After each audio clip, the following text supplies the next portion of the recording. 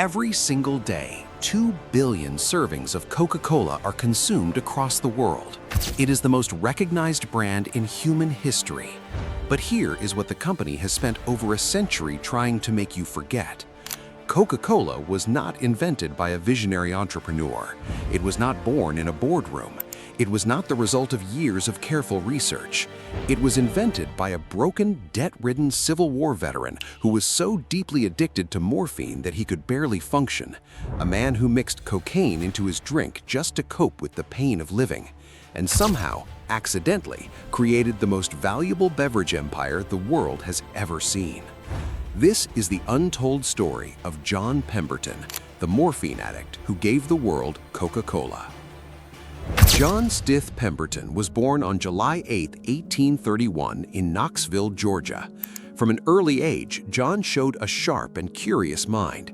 By the time he was 19 years old, he had already earned a degree in pharmacy and opened his own drugstore in Columbus, Georgia. He was ambitious, well-liked, and full of promise. But in 1861, everything changed. The American Civil War broke out, and John, like thousands of young men across the South, enlisted to fight. He rose to the rank of lieutenant colonel and served with conviction. But on April 16, 1865, just days before the war ended, John was struck by a cavalry sword across the chest during the Battle of Columbus. The wound was deep. The pain was unbearable, and like most injured soldiers of that era, he was given the standard medical treatment of the time, morphine. It worked, the pain disappeared, but John could not stop taking it. By the time the war ended, John Pemberton had survived the battlefield, but he had come home a different man, haunted, broke, and hopelessly addicted to the very drug that had saved his life. For the next 2 decades, John threw himself into his pharmacy work, not just to make a living, but to find a way out of his addiction. He experimented constantly.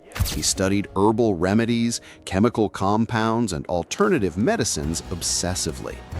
Then, in the early 1880s, he read something that stopped him cold. Reports were flooding in from Europe about a remarkable new substance, cocaine, extracted from the coca leaf. Scientists were calling it a miracle drug, a cure for morphine addiction, a treatment for depression, fatigue, and pain. John Pemberton was desperate, so he did what any pharmacist of his era would have done. He started experimenting with cocaine himself. He combined coca leaf extract with cola nut, a natural source of caffeine, and mixed them into a syrup he called Pemberton's French Wine Coca. It sold well. People loved the buzz. John loved that it dulled his craving for morphine. But then in 1885, disaster. Atlanta passed a prohibition law banning alcohol sales in the city. Pemberton's French Wine Coca contained wine. Overnight, his best-selling product became illegal. Most men would have given up, but John Pemberton was not most men. He was a desperate addict with nothing left to lose. So he went back into his laboratory and started over. John removed the alcohol from his formula entirely and replaced it with carbonated water. He kept the coca leaf extract, he kept the cola nut, he added a blend of secret oils and sweeteners that he refined through dozens of failed batches. On May 8, 1886, in the backyard of his home in Atlanta, Georgia, John Pemberton completed his formula. He carried a jug of the syrup down the street to Jacob's Pharmacy, one of the most popular soda fountains in the city, and asked them to mix it with carbonated water and sell it to customers. The price was 5 cents a glass.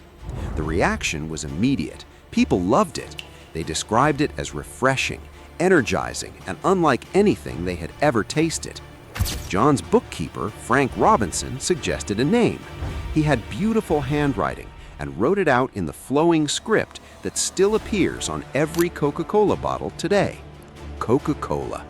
It sold an average of 9 servings a day in that first year, a modest beginning for what was about to become the most consumed drink in history. But John Pemberton would never see it. By 1887, John's health was collapsing. His morphine addiction had never truly gone away. His chest wound from the war still caused him constant pain. He was broke, exhausted, and dying. Sensing the end was near, he began selling off shares of Coca-Cola to cover his medical bills. A businessman named Asa Candler began quietly buying them up for a total of just $2,300. John sold the thing that would one day be worth hundreds of billions of dollars for less than the price of a used car. On August 16, 1888, John Stith Pemberton died in Atlanta. He was 57 years old. He died penniless, in pain, almost completely unknown. He never knew what Coca-Cola would become. Asa Candler wasted no time. He secured full ownership of the Coca-Cola formula, incorporated the company in 1892, and began marketing it with an aggression John Pemberton never had. Free sample coupons, branded clocks, calendars, and trays, deals with soda fountains across America. By 1895, Coca-Cola was being sold in every state in the country. By 1900, it was already being exported internationally. And the cocaine?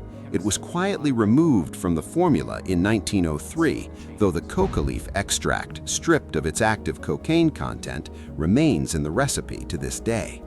The company went public. Bottling franchises spread across the globe. The iconic Contour bottle was designed. Santa Claus was reimagined in Coca-Cola Red. The brand became so deeply woven into American culture that soldiers in World War II were supplied with it as a morale booster. Today, the Coca-Cola Company is valued at over $260 billion. Its products are sold in more than 200 countries. Only 2 countries on Earth do not sell Coca-Cola: North Korea and Cuba. All of it traces back to one broken man mixing syrup in his backyard in Atlanta. John Pemberton never got rich, he never got famous, he never got clean. He was a man consumed by pain, searching desperately for relief, who stumbled onto something the entire world would spend the next century consuming. History remembers Coca-Cola as refreshing, joyful, and timeless, but its origin is none of those things. It is the story of addiction, desperation, and an accidental genius who sold his greatest creation for almost nothing. John Pemberton once said, "I have not yet made a failure of my life, though I have made many mistakes."